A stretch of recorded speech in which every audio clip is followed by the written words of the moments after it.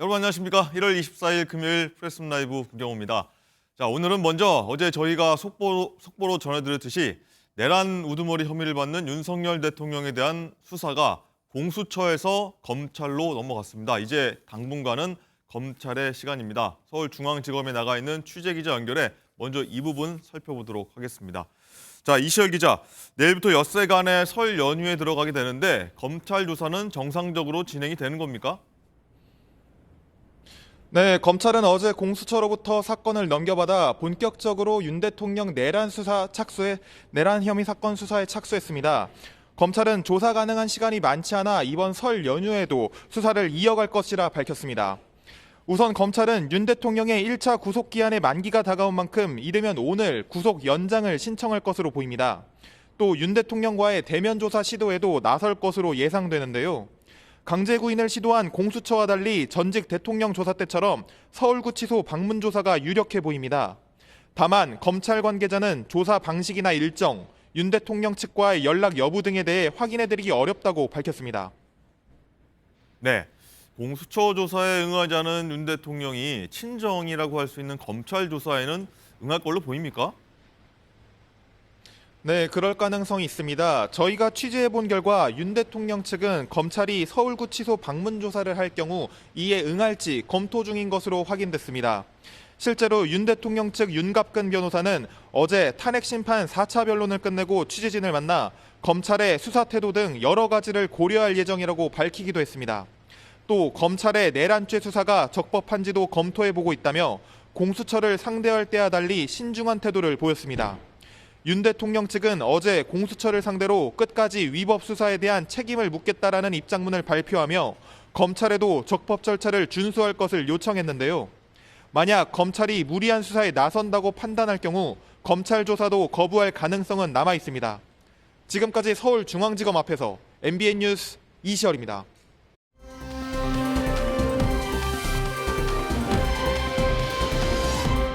네, 그리고 어제 윤 대통령과 김용현 전 국방장관의 헌법재판소 출석, 비상계엄 이후 첫 대면이었는데 어젯밤에 현장 영상과 목소리가 들어왔습니다. 지금부터 이 내용부터 한번 살펴보도록 할 텐데요. 자, 윤지영 기자, 현장 분위기 어제 어땠어요? 네, 윤석열 대통령은 이틀 전과 같은 차림이었고요. 김용현 전 장관은 감색 정장 차림으로 재판정에 출석을 했습니다. 재판정에 들어온 김용현 전 장관은 곧바로 증인석에 가서 앉았는데요. 피청구인석과 증인석 각각 앉은 두 사람은 눈을 마주치면서 서로 교감을 하지는 않았지만 네. 이 신문 과정이 진행된 2시간 동안 김용현 전 장관은 대부분의 질문에 대해서 내가 했다라면서 윤석열 대통령의 호위무사를 자처했습니다. 이 신문 중간중간 윤 대통령은 김 전 장관의 발언에 대해서 이 고개를 끄덕이기도 했고요. 신문이 종료된 이후에는 김 전 장관은 재판부에 인사를 한 뒤 윤석열 대통령에게도 고개를 숙여 인사를 하기도 했습니다. 네, 사실 이 재판 전에는 윤 대통령과 김용현 전 장관의 말이 좀 다른 부분이 있어서 아마 어제 조금 진실 공방이 있을 것 같다는 얘기를 저희가 한 바가 있는데 오히려 이 계엄은 정당했다라는 식으로 서로 줄곧 같은 목소리를 냈습니다. 한번 목소리 들어보도록 하겠습니다. 어떻게 견제할 수 있는 수단이 없다. 그 방법이 한 가지 있는 것이 바로 비상계엄밖에 없었다. 그래서 참 피를 토하는 심정으로 대통령께서 비상계엄을 결심을 하시게 된 것입니다. 계엄 선포의 이유는 야당에 대한 경고가 아니고요. 주권자인 국민에게 호소해서 엄정한 감시와 비판을 해달라는 것이지 반민주적이고 부당한 일을 지시한다고 할 때 그거를 따르지 않을 것이라는 것은 저희들도 다 알고 있고 그런 전제 하에서 이런 그 비상계엄 조치를 하고 실패한 계엄이 아니라 예상보다 좀 더 빨리 끝났다. 이 사건 비상계엄은 처음부터 반나절 계엄이었고 국민들이 경각심을 호소하기 위한 것이었습니다. 국민들은 이 사건 비상계엄을 계명령이라고 이해하고 있는데 반국가 세력은 대통령이 비상계엄 선포를 내란죄라고 몰아서 국방 책임자들을 구속한 데 이어서 대통령까지 구속한 것입니다. 네, 들으셨겠지만 이제 계엄은 국민 호소용이다. 뭐 계몽령이다, 뭐 등등의 많은 발언이 있었는데 저희가 하나씩 한번 뜯어볼 텐데요. 자, 양재인 변호사님, 일단은 윤 대통령이 얘기한 부분 중에 하나가 계엄은 뭐 실패한 게 아니라 좀 빨리 끝난 것이다 이런 좀 주장이 있었거든요. 비상계엄의 이 성공 실패 여부가 법적으로 중요한 문제입니까? 그러니까 비상계엄을 뭐 실패한다라고 해서 그것이 크게 득이 되거나 실이 된다라고 평가를 한다기보다는요.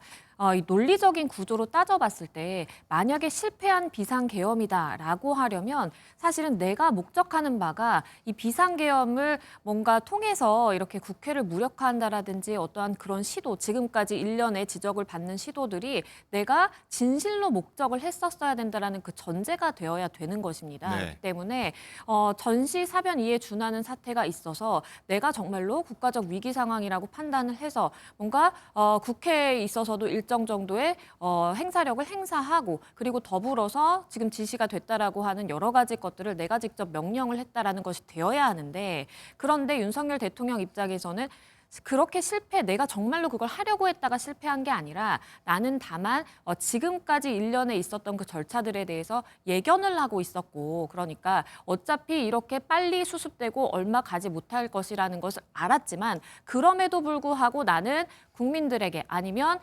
민주당을 통해서 이 경고의 목소리를 내기 위해서 한 것이었다라는 본인의 논리를 정당화하기 위해서 계속해서 그건 실패한 게 아니라 내가 목적한 바가 뭐가 다른 게 있었던 게 아니라 그냥 내가 의도했던 대로 지금 흘러간 것이다라고 이렇게 당위성을 이야기하는 것으로 보입니다. 네.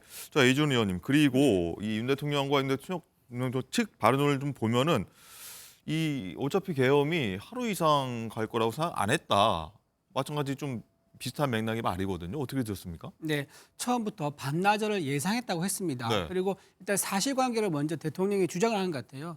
대통령이 비상계엄을 선포를 했고요. 국회에서 비상계엄 해제가 의결이 됐습니다. 그리고 다시 몇 시간 뒤에 다시 대통령이 비상계엄 해제를 공포를 했습니다. 이 선포와 해제와 그리고 해제 공포까지 이 모든 전반 과정이 불과 몇 시간 만에 끝났거든요. 우리나라 역사에서 비상계엄이 이런 식으로 몇 시간 만에 끝난 적이 없습니다. 보통 계엄을 하면 몇 달을 가든가 며칠을 갔었거든요. 이렇게 짧게 끝났다는 면에서 처음부터 목적이 비상계엄을 통해서 뭔가 얻으려는 게 아니라 비상계엄을 통해서 뭔가 알리려고 했다. 이것을 이제 사실관계를 먼저 말씀드리는 거고요. 네. 또 하나 의도와 목적에 대해서 말씀을 좀 하는 것 같은데 정부 정복 그러니까 자기가 이미 운영하고 있는 정부 아니겠습니까? 대통령이 본인이 운영하고 있는 정보에 대해서 자기 정보를 자기가 전복한다. 이건 말이 안 되지 않습니까? 이제 그런 의미에서 내란의 혐의도 있을 수 없다. 이제 그런 의미를 담아서 같이 해명을 하는 거다. 그리고 강조하고 싶은 것은 이제 무도한 의회 폭거에 대해서 경고하는 성격의 어떤 비상계엄 선포였다. 이 부분을 강조하기 위해서 반나절 만에 끝난 비상계엄이다. 이 부분을 말하는 것 같습니다. 네.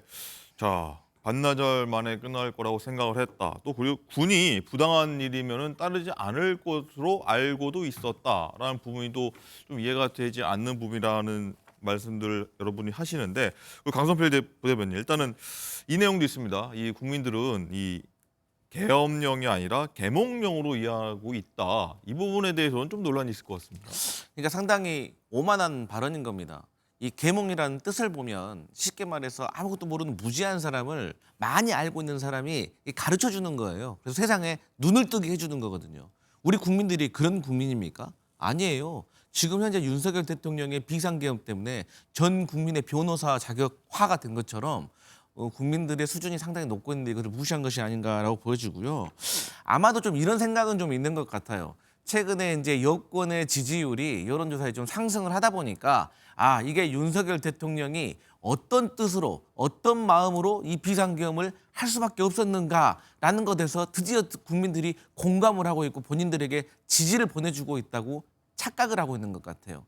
근데 이제 많은 국민들과 저희 야당이 느끼기에는 지금의 상황은 비상계엄은 대부분의 국민들이 잘못됐다. 그런데 탄핵 심사도 윤석열 대통령이 그래서 파면 될 것 같다.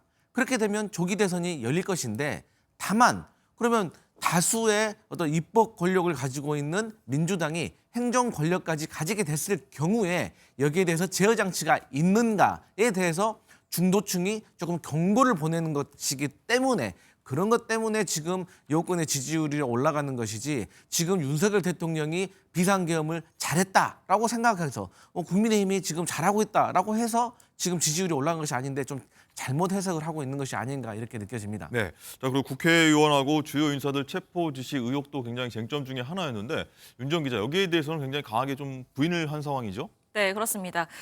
어제 재판에서 국회 측은 여인영 정 반척사령관에게 체포 명단을 알려줬느냐라고 김용현 전 장관에게 물었는데요. 네.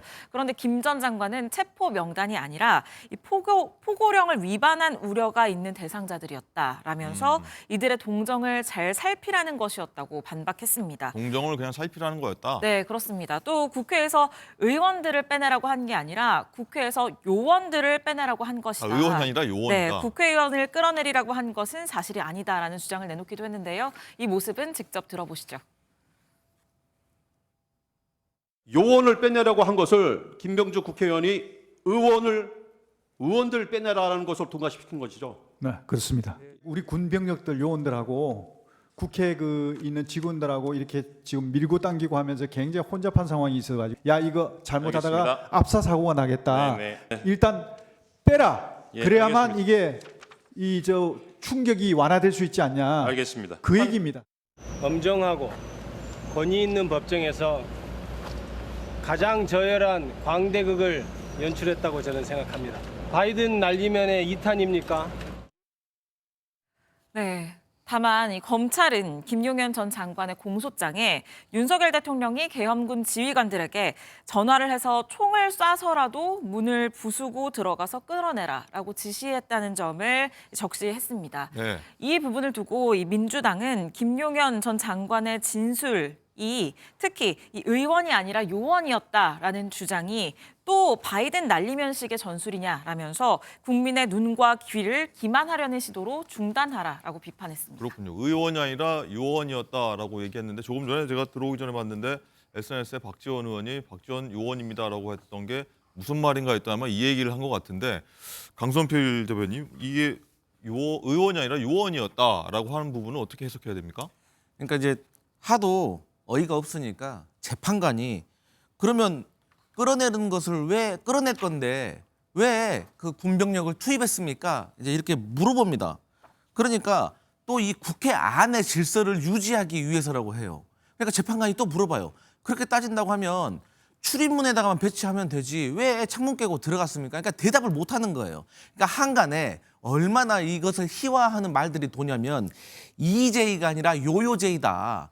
요원 4명을 요원 4명에서 요원 1명을 끌고 나오라는 뜻이었다. 네. 혹은 이제 박찬대, 권성동은 원내대표가 아니라 요원 대표다. 네. 그리고 거기에 나가서 이제 포고령 4호에 나와 있는 전공이 처단이 아니라 전공이도 차단이라고 이제 우길 것이다. 이렇게 국민들이 네. 희화하고 있습니다. 정말 심각한 문제입니다. 자, 이준 의원님, 일단은 의원이 아니라 요원이다. 요원은 저희가 잘 이해가 안 되는데 어느 인물들을 좀 뜻하는 걸까요? 글쎄요, 그 방송에 이제 보시면 영상이 이미 유튜브에 많이 올라와 있더라고요. 네. 그래서 저도 봤었는데 거기에 대해서 사령관이 처음에 인원이라고 했다가 다시 요원으로 이렇게 말을 바꿔서 인원, 요원 이렇게 얘기합니다. 인원이었다 또 요원이었다. 그렇죠. 그렇게 말을 끝내니까 옆에 있던 김병주 의원이 국회의원을 말하는 거지 이렇게 다시 되물어요. 그랬더니 그때서야 네 하면 대답을 해요. 그러니까 유도를 해가지고 인원과 요원으로 얘기한 거를 의원으로 이렇게 3단계에 거쳐서 바뀌게 됩니다. 그 민주당 김병주 의원과 박 전 사령관이 따로 그렇죠. 찍었던 유튜브에서 나왔던 내용을 말씀하시는 거죠? 그렇죠. 그 처음으로 이제 곽 사령관이 언론에 그러니까 언론이라고 보기엔 그러지만 민주당이 어쨌든 자리를 마련한 유튜브에서 네. 처음으로 공개된 자리였거든요. 거기서 인원, 요원, 의원으로 이렇게 바뀌는 과정이 지금 쉽게 다 유튜브 통해서 확인할 수가 네. 있습니다. 그래서 마치 이게 무슨 의원을 요원을 우리가 바꾼 게 아니다. 그 말씀을 또 드리는 거고요. 그리고 지금 계엄령이 아니라 계몽령 이 부분에 대해서는요. 많은 국민들이 의회 독재의 위험성을 잘 모르는 경우가 있습니다. 왜냐하면 장기간에 걸쳐서 서서히 의회를 독재해왔고 또 독재해왔고 29명이나 탄핵을 차분하게 진행되어 왔기 때문에 이게 국민들 보면 가랑비에 옷 전다 그러지 않습니까? 이거를 의식을 못하고 있을 수가 있습니다. 그래서 네. 의회 독재의 위험성을 알려주기 위해서 계몽령이라는 용어를 썼다 말씀드린 거고 만약에 군인이 국회에 출동하지 않지 않습니까? 그러면 이게 어떤 상황이 되냐면 대통령과 국회가 아무런 변화가 없이 그냥 A4 종이만 주고 받고 이렇게 끝나는 경우가 될 수 있는 거예요. 계엄 선포는 했지만 현실에서 아무것도 달라지지 없는 고요한 상태에서 종이만 왔다 갔다 하는 그런 상황이 되는 거는 이게 계몽이라든가 어쨌든 계엄령의 민주당의 의회 독재의 위험성을 알리려는 그런 소기의 목적을 달성할 수가 없지 않습니까? 그래서 군 병력을 보내서 국회라는 곳에서 영내에서 주요 사이트, 주요 위치만이라도 군인이 적어도 서 있는 것마저도 해야지 이게 계엄령이 발의가 됐고 왜 계엄령이 발의됐는가에 대해서 국민들에게 적극적으로 알릴 수 있겠다. 그런 판단을 했을 것으로 보입니다. 네. 어쨌든 이 새로 나온 요원이라는 부분에 대해서는 아마 인원을 얘기하시는 것 같다. 이게 좀 와전된 것 같다는 설명을 해주셨는데 또 김용현 전 장관 같은 경우도 의원이 아니라 요원이라고 얘기해서 좀 헷갈리는 부분인데 좀 정리가 좀 필요한 부분 같기도 합니다. 자, 어쨌든요, 이 국회의원을 좀 끄집어내라라고 하는 발언이 말씀하셨듯이 이제 곽종근 전 사령관이 공개해서 알려진 건데 자, 다음 재판부터는 아마 증인으로 나올 것 같아서 아마 이 부분이 해소가 될 것 같은데 자, 그렇다면 이 곽 전 사령관 목소리 한번 듣고 오도록 하겠습니다. 그 지통주에서 야 국회의원들 끌어내니까 빨천되네 이런 형태였다는 겁니다. 뭐 150명을 넘으면 안 된단다. 의결 정족수가 아직 다 안 채워진 것 같다. 빨리 문을 부수고 들어가서 안에 있는 인원들을 끄집어내라 라고 말씀을 하셨습니다. 네, 여기도 보면 또 인원들을 끄집어내라는 얘기도 나오긴 하는데 어쨌든 양지은 변호사님 일단은 끄집어내라 했는데 끄집어내라고 한 적이 없다고 윤 대통령 측은 좀 주장하고 있는데 이 부분이 굉장히 좀 쟁점이 하나 될 것 같습니다. 그렇습니다. 중요한 쟁점 중에 하나라고 볼 수가 있겠죠. 왜냐하면 탄핵 심판에서는 결국 이번 비상계엄의 위헌성에 대한 부분을 판단을 하는 것인데 만약에 체포조를 꾸려서 이렇게 국회의원들에 대해서 끄집어내라라는 명령을 받았다라고 하는 일부 사령관들에 대한 진술이 사실이라고 한다면 그러면 그것은 정면으로 위헌적인 부분이다라고 볼 수가 있기 때문에 헌법 위반이 되는 것입니다. 그렇기 때문에 이 부분에 대해서도 향후에 있을 탄핵 심판에서 윤석열 대통령 측도 굉장히 강하게 다툴 것으로 보이고요. 지금 앞서 영상에서 보신 곽종근 전 사령관이라든지 일부 직접 내가 그런 명령을 들었다라고 진술을 한 사람들에 대해서는 증인으로 이미 채택이 되어 있는 상황입니다. 네. 그렇기 때문에 어제의 경우에는 김용현 전 장관이 증인으로 출석을 했지만 향후에 이런 윤석열 대통령과 배치되는 진술을 하는 인물들이 이 헌재에 출석을 해서 증인 신문을 하는 과정에서는 윤석열 대통령이 어떻게 이러한 주장들을 탄핵하기 위해서 좀 노력을 기울이는지 이 부분도 하나 지켜볼 포인트라고 보입니다. 네. 그런가 하면 어제 윤 대통령이 김용현 전 장관을 직접 신문하는 모습도 볼 수가 있었는데 첫 질문은요. 국회로 출동한 특전사 요원들에 대한 위치에 관한 질문이었습니다. 한번 목소리 듣고 오도록 하겠습니다. 장관님 보시기에 그 본관 건물 밖에 마당에 주로 있었습니까? 280명은 본관 안쪽에 하여튼 복도든 어디 이쪽 곳곳에 가 있었습니다. 종합적으로 보면 외곽과 내부까지 하면 7,000명 내지 8,000명 정도 투입이 돼야 국회 봉쇄가 가능할 것이다. 대통령으로부터 그런 지시를 받아서 한 것인가요? 아니면... 체포하라는 그런 지시가 아니고 예. 그 포고령 위반 우려가 있는 그런 대상자들을 몇 명 불러주면서 그 인원들에 대해서 동정을 잘 살펴라. 그렇게 이제 지시한 바는 있습니다. 내부에 진입한 요원들에 대해서 좀 뭐 인원 수나 아니면 좀 적절하게 조절해라 이런 투로 이제 윤 대통령이 직접 신문하고 또 김 전 장관이 답하는 모습 볼 수가 있었는데 자 강서필 부대변인 이 모습은 어떻게 보셨습니까? 그러니까 이제 뭐 본관이든 뭐 국회 어디든지 간에 그게 뭐가 중요합니까? 250명이든 280명이든 아니 대한민국 국민들이 실시간으로 총을 든 군인이 특전사가 국회 본관의 창문을 깨고 들어간 걸 다 봤잖아요. 그래서 들어가서 어쨌습니까? 막 뛰어다니면서 사람을 찾고 있잖아요. 그게 뭡니까? 이재명, 우원식, 한동훈 주요 정치인들 빨리 체포하라는 거 아닙니까? 그러니까 체포조가 운영하던 그 단체 메시지 방에도 이재명, 한동훈, 우원식 먼저 잡아라. 수갑이든 포송줄이든 써라. 이런 거 다 나왔잖아요. 그리고 체포 시도도 중요하지만 그 이후에 있었던 일도. 그래서 12월 4일 날 한동훈 전 국민의힘 대표가 윤석열 대통령 만나서 물어봤잖아요. 저 체포를 왜 하려고 하셨습니까? 그러니까 대통령이 뭐라고 합니까? 뭐 포고령을 어겼나 보지 뭐 이런 식으로 대답했다는 거 아니겠습니까? 그래서 결과적으로 뭐 대통령께서는 250명이나 280명이나 이렇게 우기고 계시는데 결과적으로는 이날 북파공작원, 특전사, 정보사, 방첩사, 수방사, 경찰 다 합쳐가지고 4,749명이 동원이 됐습니다. 그리고 수원에 있는 중앙선관위 연수원에서는 선관위 직원들이 체포됐어요. 선관위에 있는 야간 당직자 5명은 제압을 당했습니다. 휴대폰을 뺏겼습니다. 근데 이런 정황들이 다 있는데 이제 와서 250명이든 280명이든 그게 뭐가 중요하겠습니까? 네. 오해가 좀 있다고 느껴지는 부분에 대해서 직접 묻고 답하는 모습, 헌법재판관들에게는 좀 납득이 됐을 거라 보십니까? 어떠십니까? 그렇죠. 지금 국회에서 그 대규모 군사 병력을 보내서 국회를 제압하려고 했던 거 아니냐 이런 의혹이 지금 있는 건데 그 상태에서 실제로는 한 7, 8천 명이 동원돼야지 국회를 다 제압할 수 있다. 이렇게 판단이 됐음에도 불구하고 한 280명 정도가 갔다. 그리고 또 280명조차도 국회 그 건물 안에 청사 안에 들어간 건 아니지 않습니까? 지금 CCTV 보신 거 아시겠지만 저 인원이 불과 12명 정도밖에 되지 않습니다. 저렇게 10수명 정도가 창을 깨고 들어갔다 하더라도 들어가서 이동한 게 뭡니까? 모여서 복도에서 다 뛰어다니다가 결국 돌아갔는데 뛰어다녔다, 복도에서 움직였다. 그게 누구를 찾아다녔다고 입증할 수 있는 건 아닙니다. 가서 아마 국회에서 그 안에 시설을 잘 모르기 때문에 아마 어디가 주요 이제 위치에 자기 군인들이 서서 사수해야 될 위치인지 이런 걸 확인하기 위해서 아마 또 뛰어다닌 것처럼 보이기는 합니다. 그런데 이거를 지금 CCTV로 지금 저 국회 영내에 있는 CCTV인데요.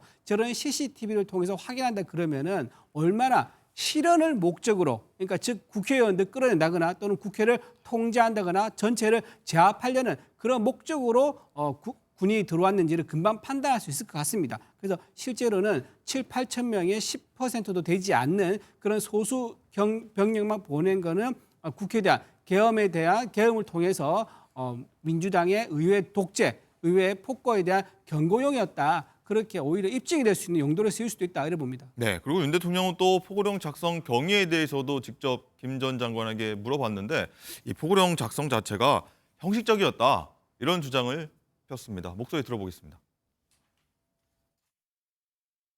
전공이 네. 이걸 제가 왜 집어넣냐 웃으면서 이렇게 얘기를 하니 이것도 막 그런 측면에서 좀 어떤 계고한다는 측면에서 그냥 뒀습니다 해서 저도 웃으면서 그냥 놔뒀는데 그 상황은 기억하고 계십니까? 기억합니다. 지금 말씀하시니까 기억납니다.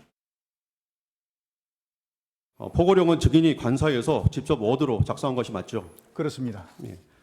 제 기억에는 12월 1일 또는 2일 밤에 우리 장관께서 제 관저에 그걸 가지고 오신 거로 기억이 됩니다. 기억나시죠?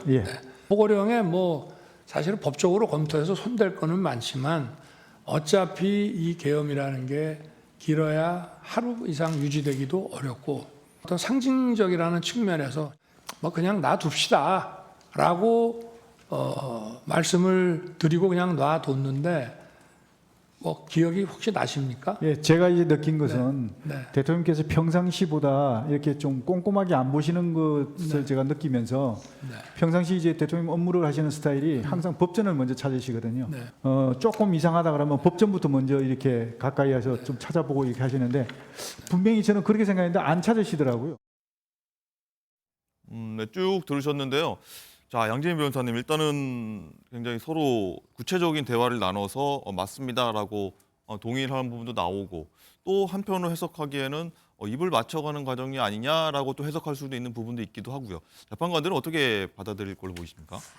일단 증인신문을 이렇게 하는 그 과정에서는 우호적인 증인이라는 것이 가만히 되기는 합니다. 그러니까 윤석열 대통령 측에서 신청한 증인이기 때문에 어쨌든 윤석열 대통령 측과 우호 증인인 것은 이제 맞는 것이거든요. 그런데 그 과정에서 사실 가장 좋은 것은 그때 무슨 일이 있었습니까? 아니면 그때 이런 일이 있었던 것이 맞습니까? 어떻게 기억합니까? 라는 식으로 가지고 이제 이야기를 많이들 증인신문을 이렇게 쭉 질문을 적게 되는데 그런데 윤 대통령은 이제 그 자리에서 즉흥적으로 이렇게 질문을 좀 한 것 같습니다. 그런데 형태를 보면 내가 어떻게 하고 나는 이렇게 기억하는데 맞나요? 기억나나요? 라고 하는 것은 사실 증인에게 가불을 전정으로 묻는다기보다는 본인의 기억에 의존한 그 부분에 대해서 동의를 구하는 취지인 것으로 재판부에는 해석이 될 여지가 있기 때문에 전략적으로 봤을 때는 그렇게 좋은 증인신문의 방법은 아니다라고 볼 수는 있겠고요. 하지만 이것이 증인신문 그 질문지에 미리 적혀 있는 것이 아니라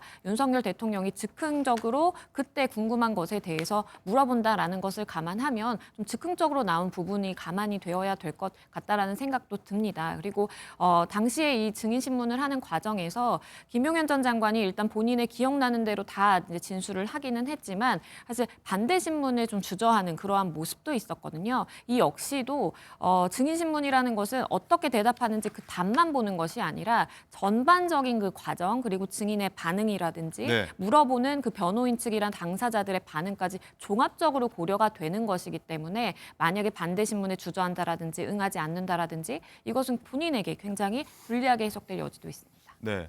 일단 시청자 여러분도 아마 다 판단을 하고 계실 것 같고 이제 두 분 의견도 한번 들어볼 텐데 강성필 대변인 생각은 어떻습니까? 어떻게 보셨습니까?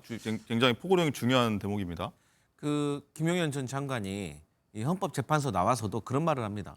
피를 토하는 심정으로 계엄령을 발동할 수밖에 없었다. 본인도 그렇고 대통령도 그렇고. 그런데 장난입니까 이게? 왜 웃는 거죠? 이런 모습들이 국민들이 어떻게 받아들이실까 저는 상당히 우려스럽고요. 그러니까 포고령과 관련해 가지고 저는 누가 작성했는지 별로 중요하지 않다고 생각을 합니다. 중요한 것은 이 포고령의 내용인 겁니다. 근데 윤석열 대통령도 이 포고령의 내용이 위법하다는 것을 본인 입으로 말하고 있잖아요. 알고 있었다고.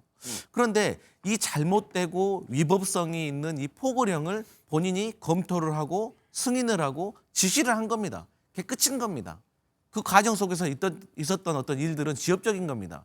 그런데 그 과정에서 있던 것을 윤석열 대통령은 마치 김용현 장관에게 떠넘기듯이 김용현 전 장관이 과거의 예문을 잘못 뺏겼었다. 근데 이 역시도 바로 거짓임이 드러나잖아요. 첫 번째로 과거에는 전공의가 없었습니다. 그리고 과거에 지방의회도 없었습니다. 그러니까 이런 거짓 해명들이 본인들이 말해놓고 본인들이 또 해명을 해야 되는 이런 아이러니한 상황이 계속해서 벌어지는 것이고 또 그렇게 과거 예문이 잘못됐다고 생각을 했다면 추후라도 이 포고령은 상당히 중요한 거니까 정정 발표를 했었어야 됩니다. 근데 그런 행위도 없었잖아요. 그러면서 이제 와서는 다시 정리하지만 잘못된 포고문인 거, 위법성이 있었던 거 내가 알고 있었다. 하지만 짧게 끝날 거니까 실효성이 없으니까 그냥 내버려뒀다. 그렇다고 한다면 또 계엄을 선포할 수밖에 없는 이유 중에 하나가 부정선거 의혹을 규명하기 위했다라고 했어요. 그럼 부정선거 의혹을 반나절 만에 이게 규명할 수 있는 겁니까?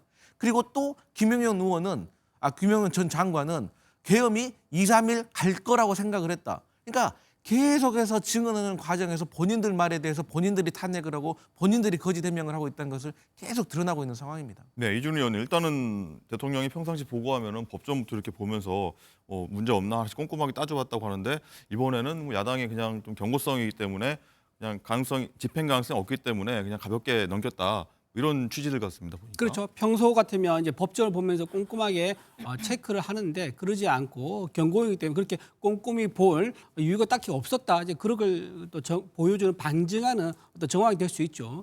그렇고요. 그다음에 아까 웃으면서 뭐 얘기했던 부분에 대해서는요. 저는요. 이재명 대표가 우리 그 윤석열 대통령 탄핵됐을 때 미소를 지으면서 나오는 장면이 있습니다. 국회 본회의에 걸어간 장면이죠. 탄핵이 장난입니까? 그리고 웃으면서 나오게요. 그리고 오동훈 공수처장은요. 윤석열 대통령이 체포된 그 다음 날 활짝 웃으면서 기자 앞에 나타났습니다.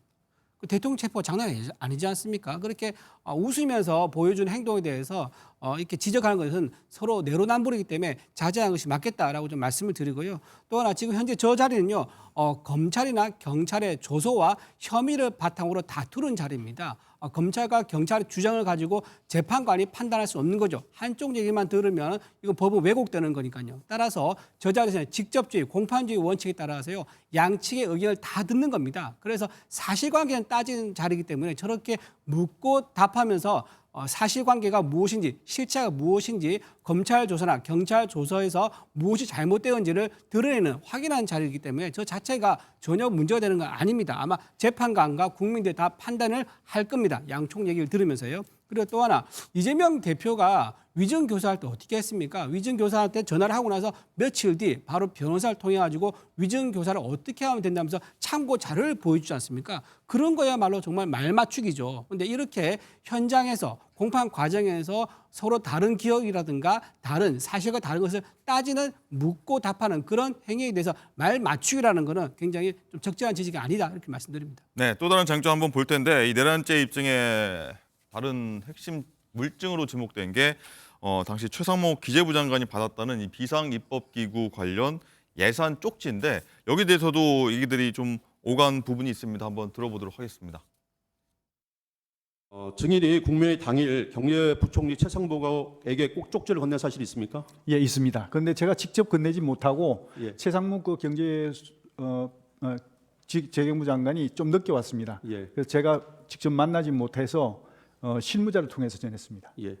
누가 작성한 것입니까? 쪽지는? 제가 작성했습니다. 국무위원들 모였을 때 부처별로 그 기재부 장관한테 줬던 것처럼 그런 문건을 하나씩 나눠주셨다고 했는데 총 몇 장이나 준비하셨어요? 제가 정확히 기억은 안 납니다만 대충 아까 말씀드린 대로 하면 3명, 4, 5, 6, 한 6장, 7장 정도 될 것 같습니다. 기재부 장관뿐만이 아니고 외교부 장관도 있었고 또 그 경찰청장, 또 국무총리, 행안부 장관도 있었고. 네, 이 윤지원 기자, 뭐 쪽지 네. 관련해서 누가 줬니, 누가 썼니 이런 좀 뭐 의문점들이 남아 있었는데 김용현 전 장관 본인이 했다는 얘기네요. 네, 그렇습니다. 김용현 전 장관은 자신이 직접 쪽지를 작성을 했고 그리고 이걸 실무자를 통해서 최상목 권한대행에게 전달을 했다. 지금 이렇게 주장을 하고 있습니다. 네. 또 이 비상입법기구 예산과 관련된 이 쪽지에 대해서 이 문구에 대해서는 비상입법기구는 긴급 재정 입법권 수행을 위한 예산 편성용이었다 이렇게 주장을 하고 있습니다. 위헌 위법한 부분이 아니었다라는 주장인 건데요. 또 국회 측은 지금 쪽지를 건네받은 사람이 몇 명 정도 있냐, 쪽지를 몇 장 정도 만들었냐라고 얘기를 했는데 여기에 대해서는 6장, 7장 정도를 준비를 했다면서 이 받은 사람으로 한덕수 국무총리 등을 얘기를 하기는 했거든요. 근데 한덕수 국무총리는 앞서서 국회에서 이 쪽지와 관련해서 기억이 나지 않는다고 얘기를 한 바가 있어서 네. 이 쪽지를 누가 더 받았는지 이 부분도 앞으로 새로운 쟁점으로 떠오를 것으로 보여지고요.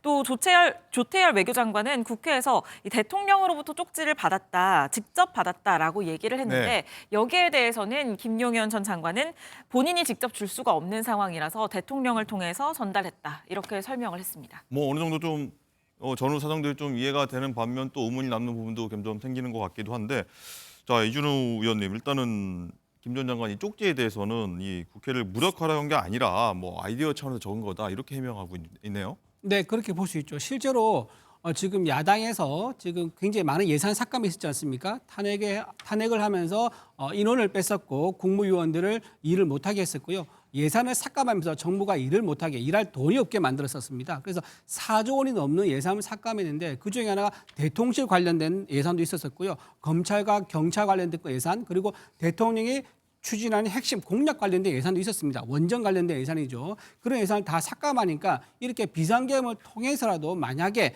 예산을 살릴 수 있다면 대통령이 생각한 국민에게 약속한 사업들을 실행할 수 있다면 좋겠다. 그런 생각을 당연히 할 수 있죠. 그런 차원에서 아마 아이디어 차원에서 만약에 긴급 재정 입법권을 만약에 발휘할 수 있다 그러면은 이런 것들이 수행되면 좋겠다라는 메모는 충분히 가능하다 그렇게 말씀드리고요. 그리고 아까 조태열 장관이 대통령부터 쪽지를 받았다고 얘기했는데 네. 이제 여기서 또 드러나는 게 뭐냐면은 처음에는 그렇게 얘기됐었지만 알고 보니까 거리가 멀어서 건네준 거 아니겠습니까? 이런 식으로 기존의 언론에 알려진 것과 실제 공판을 현재에서 다투면서 진실이 드러나는 것들이 이렇게 하나씩 드러나고 있는 과정이다. 그런 면에서 저 앞으로 일어날 4차, 5차 이런 변론들을 통해서 많은 진실들이 기존과 다른 것들이 많이 드러날 것이다. 이렇게 보이기도 합니다. 네, 황선표 부대변인 어떻게 들으셨습니까?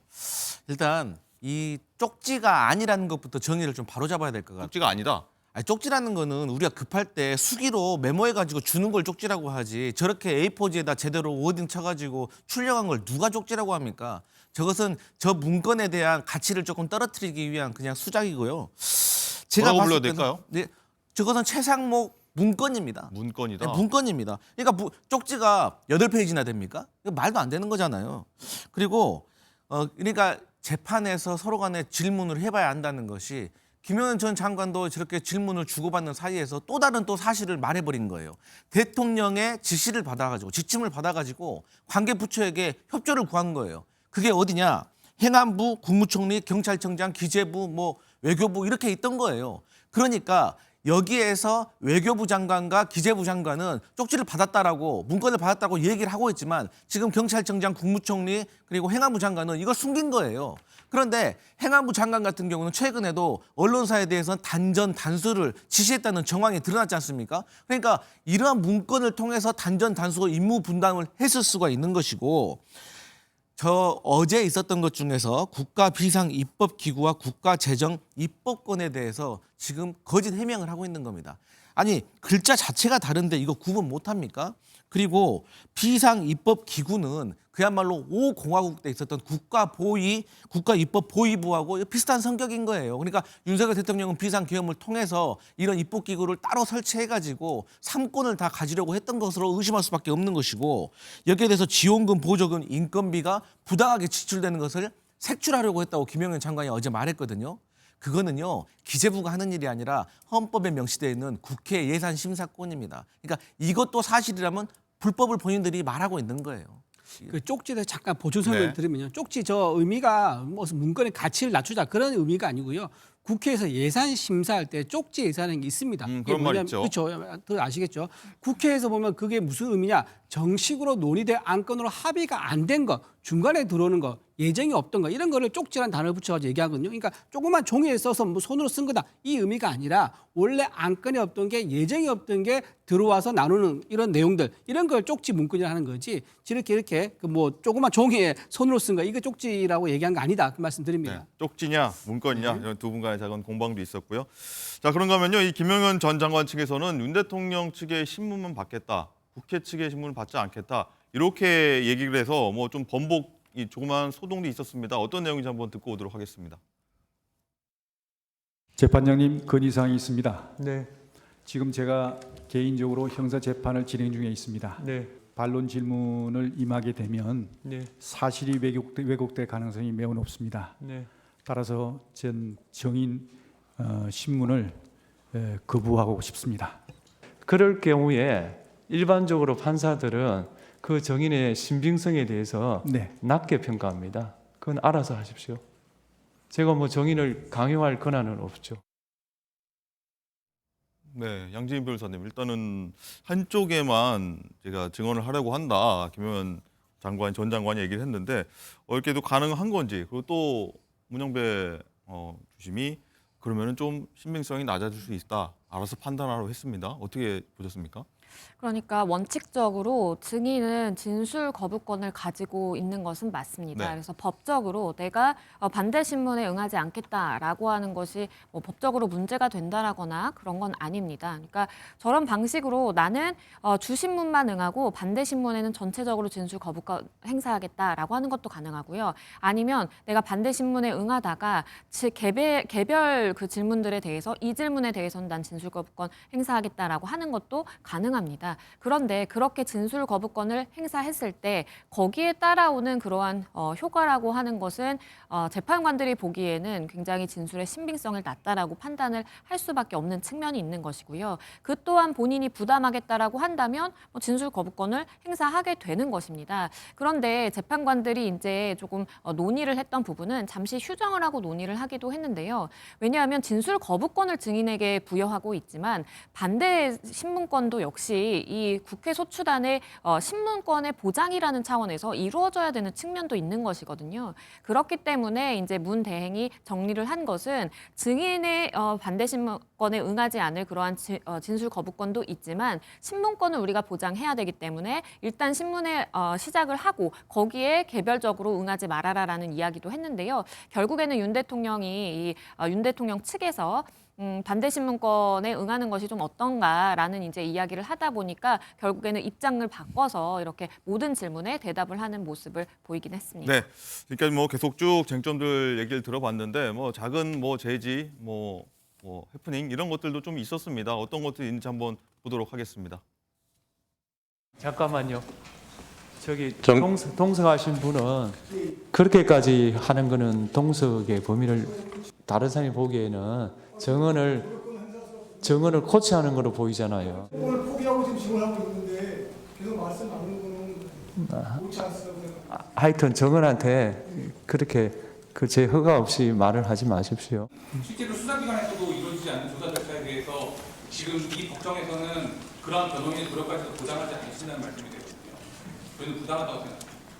그러면 어떻게 할까요? 정언 거부하시겠습니까? 아니요, 지금 저희에게 증인이 증언 거부권을 포기하고 증언을 한다고 하면 저희가 조력할 수 있는 기회를 그렇게 허용할 수는 없습니다. 정언 중에 동석자가 정인에게 조언을 할 수는 없습니다. 그럼 동석은 동석입니다. 조언은 불가능합니다. 휴정할 때 또 직전에 그럴 때 그 조언을 할 수 있고요. 그다음에 전반적인 진행 사항에 위법 사항이 발견될 때 저한테 요청을 할 수 있겠죠. 그런데 정인에게 뭘 권고하는 거는 동석의 범위를 넘어서는 거죠.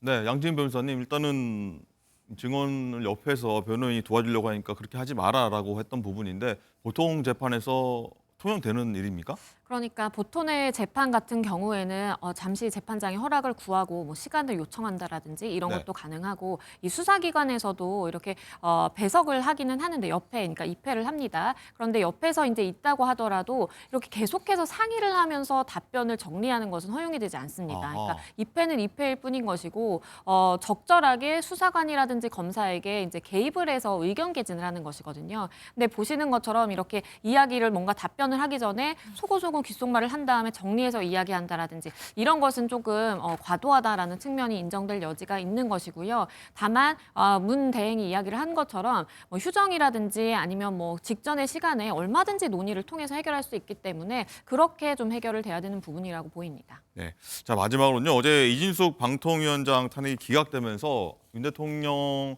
재판에도 영향이 있는 거 아니냐 이런 얘기가 나오고 있는데 어떤 얘기냐면 재판관들의 의견이 4대4로 나뉘면서 결국 기각이 됐다라고 볼 수 있는데 이 영향이 아마 윤 대통령 재판에도 이 재판관들 성향이 있을 거 아니냐 이런 얘기인데 윤정 기자 지금 화면에 나오고 있습니다만은 이것들이 다른 영향이 있을 것인가 관심입니다. 네, 이 헌법재판관들의 의견이 보시는 것처럼 정확하게 4대4 반으로 갈렸는데요. 지금 기각을 택한 분들을 보시면 대부분의 성향이 중도 보수입니다. 그리고 파면은 이 진보 혹은 중도 보수가 한 분 들어가 있긴 하지만 진보로 지금 분류가 되거든요. 결국에는 어떤 해석의 부분에 있어서 재판관들이 본인의 정치 성향에 따라서 이걸 다르게 판단을 할 수 있는 것 아니냐. 이게 탄핵 재판에도 그럴 수 있는 것 아니냐라는 우려가 지금 나오고 있는 겁니다. 이 앞서서 박근혜 전 대통령의 경우에는 이 파면 결정을 할 때 당시에 재판관들이 중도 보수가 6이고 6이었음에도 불구하고 모두 만장일치로 이 탄핵 결정을 했는데 네. 그런데 이번에는 다른 결정을 하게 되는 것 아니냐라는 우려들이 있는 건데요. 다만 법조계에서는 지금 이 탄핵 재판 자체가 사실관계가 핵심이 되기 때문에 그리고 또 이 탄핵 재판 이후에 어떤 파급력 등을 생각했을 때 헌법재판소가 여러 번의 재판관 평의를 통해서 의견을 일치시키지 않겠느냐라는 시각이 많습니다. 네, 이건 한 분께만 여쭤보고 아마 마무리해야 될 것 같은데 이준우 의원님 일단은 이 정치 성향이 이 재판 결과에 들어가면 안 되겠다는 분들이 아마 국민들이 많이 그렇게 생각할 것 같거든요. 근데 지금 표만 보면은 좀 그런 성향이 담긴 것 같다는 좀 우려가 있는 것 같아요. 네, 지금 실제로 판결 보면 아시겠지만 지금 재판관들이 각자 이제 본인의 철학과 법리적 근거에 따라서 판단을 했겠지만 겉에서 보기에는 분명히 이거는 편대를 이루고 있다. 개별적으로 판단하기보다는 4대4로 이렇게 나눠져 가지고 편대를 이루고 있는 게 지금 확인이 됐습니다. 네. 이런 식으로 간다 그러면요. 아마 윤석열 대통령 관련된 판단도 저 모양 그대로 가게 되면 아마 어떤 결과 예상되긴 하는데 지금 어쨌든 헌재에서의 어떤 성향인가 이거는 가늠할 수 있는 앞으로 대통령 탄핵 심판 어떻게 진행될지 가늠할 수 있는 그런 탄핵 심판이다 이렇게 봅니다. 알겠습니다. 자, 오늘 여기서 마무리하겠고요. 자, 설 연휴 잘 보내시고요. 저희는 다음 주에 뵙도록 하겠습니다. 자, 점심 맛있게 드십시오.